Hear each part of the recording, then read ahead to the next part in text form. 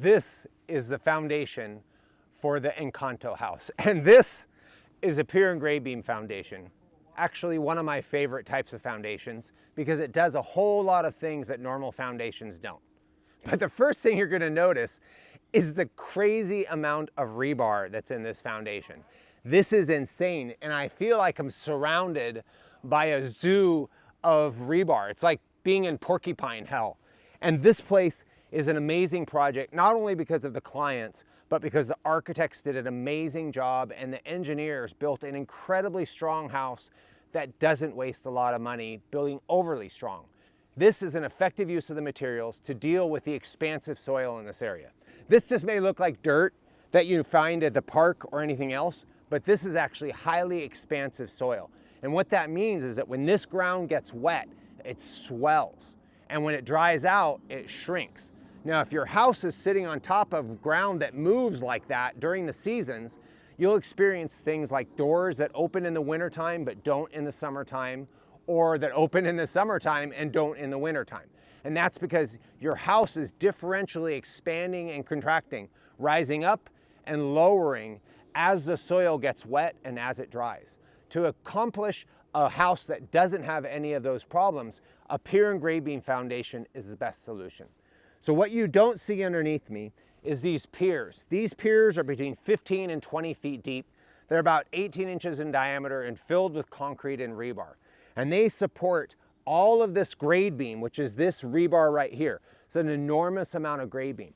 But what's really interesting is that while the piers go into the earth, the grade beam doesn't sit on the earth at all. It actually sits on this. This is a cardboard box, literally cardboard, and it is intended to rot away. This is called a void form, and this void form is specifically designed to evaporate or essentially degrade over time underneath this foundation. So what happens is when the house gets built and the concrete gets poured on top of this, this is strong enough to support the concrete as it's being poured, but over time the water goes in here, breaks down the structure of this, and this disappears, leaving a void underneath that grade beam.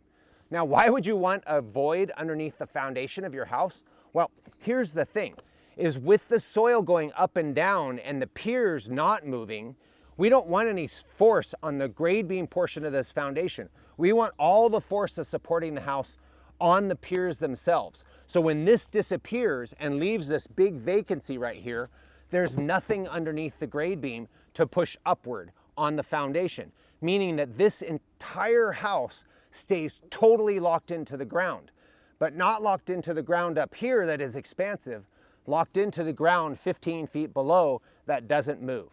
This is a great way to build a house that never has problems with expansive or contraction soil. This is also a great way to build a house on a hillside. So no matter what happens with that hillside, water can come down it, goes right underneath the grade beams and flows out. This is the right way to build a foundation, and this is Encanto. If you're interested in learning more about building science, hit subscribe as we show you how to build a better way. It's hard to sit like that for very long.